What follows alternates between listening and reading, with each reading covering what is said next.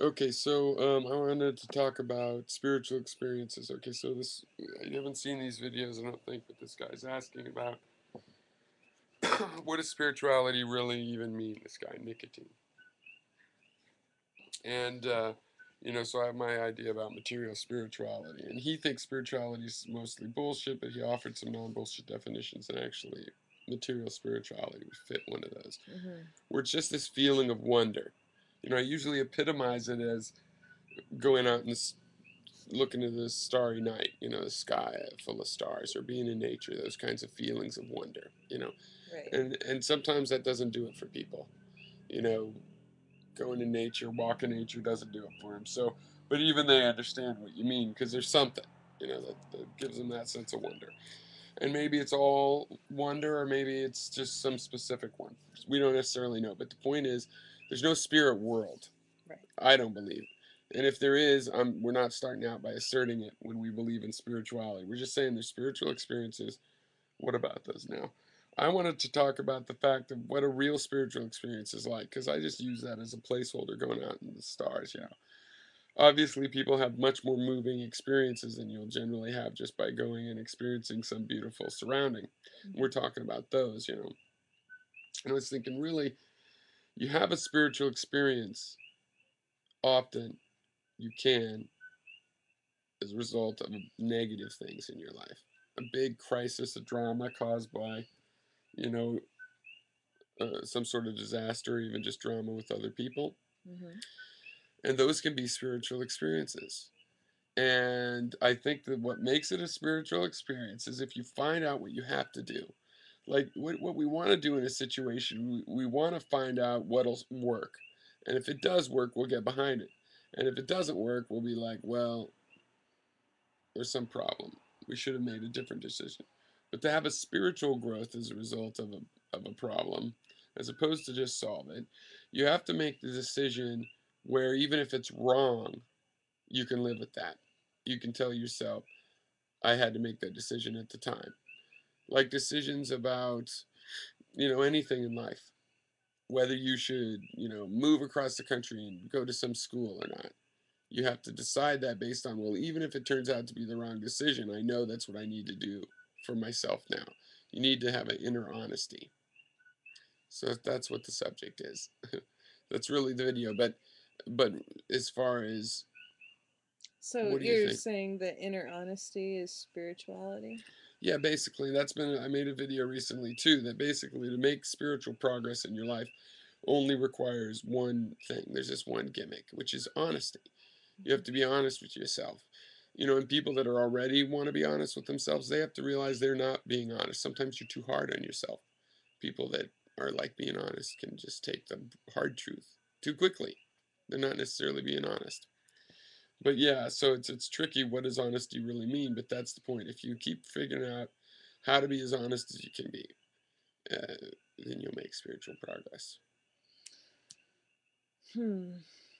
It just seems like spirituality is such a subjective word, Yeah. and I mean honesty seems to me to be something that's not so subjective. Oh, really interesting. Well, I think that honesty, um, well, as far as a system, because I'm trying to make a little system that helps us understand spirituality and is flexible enough that we can, have our own spirituality. And then individuality comes in with that thing of, whatever does it for somebody's spiritual needs, is different. That's the personal part. But on the honesty, I think in a technical sense, it's the other way around. I think that honesty is the subjective version of truth. Truth is supposed to be the objective version, so it's just objectively true or not. Whereas honesty is about saying what you think is the case. So if you're wrong, then you honestly would give a wrong fact or a wrong conclusion, but you'd be honest because it's subjective. It's honesty is measured relative to the subject. So honesty is subjective. No. I don't know. Well, what do you think about, first of all, the spirituality? I forget. Would you say you believe in the spirit world or not?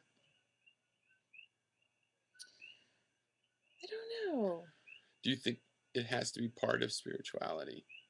I mean, if you're spiritual, does it mean you believe in a spirit world? That's kind of what I really wanted to. Do you know what I Oh, mean? that's a good question. Yeah, that's one of the main ones that come up when I say I'm atheist spiritual. People are like, "Oh, the spirit world." They always assume you mean Right. that we have a soul, a spirit that's separate from the body and stuff like that.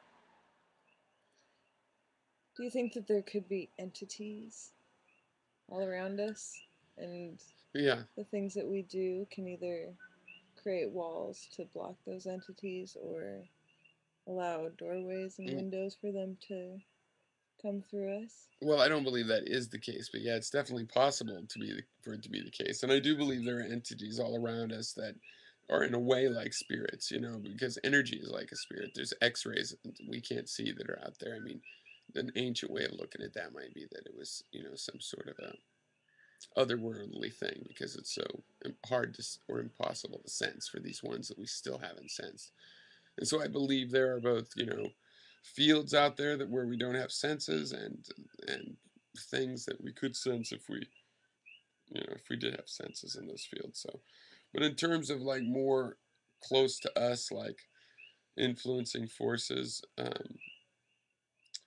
I mean, yes and no, because basically, okay, no, if you're talking about anything metaphysical, like it's ghostly that we can't really interact with, but we can interact with even ghosts. You see them, right, with our regular old eyes. Right. So you're interacting with them. So, yes, in the sense that there's all kinds of patterns in nature and forces that we can interact with in a lot of subtle ways and get in on. Right. And we can open those kinds of things up to ourselves. And when we open opportunities up to ourselves through our actions in our life and creating an environment that fosters opportunities of whatever sort, that's what we're doing. We're tuning into these currents in nature. So, I mean, again, I think a lot of the spiritual things that we do are to tune in with that, and they can be wrong if taken literally, but they're just methods of tuning in to to our environments. But I mean, To our what kind of own personal inner honesty. yeah? So, like, what about in your case? The issue, the subject of this video is kind of negative spiritual, negative events, negative series of events that have spiritual value and or become spiritual experiences or are, as opposed to just assuming that a spiritual experience is when you get all blissed out and you think you're in tune with the nature, which is pretty much how I usually am just characterizing it. Would you say not asking for a particular example, but or anything like that, but would you say that that's true, or would you have you had a negative experience where you grew spiritually as a result, of that experience? Yeah, I would say I have, but grow only insofar as further from the, Orthodox religion I was indoctrinated with. Right. Yeah. But yeah, definitely. Well, that's Like George Carlin said, around the age of reasoning, 11. well. I mean, how you discuss spirituality is different from. Well, we're almost out of time, but it's different from how you live your spirituality. I mean, you and I have a similar approach that, if things have a spiritual reputation, you'll still try them. On the other hand, you consider yourself an atheist. So I mean, I would just assume that you would agree in general with the idea that there is such a thing as atheist spirituality.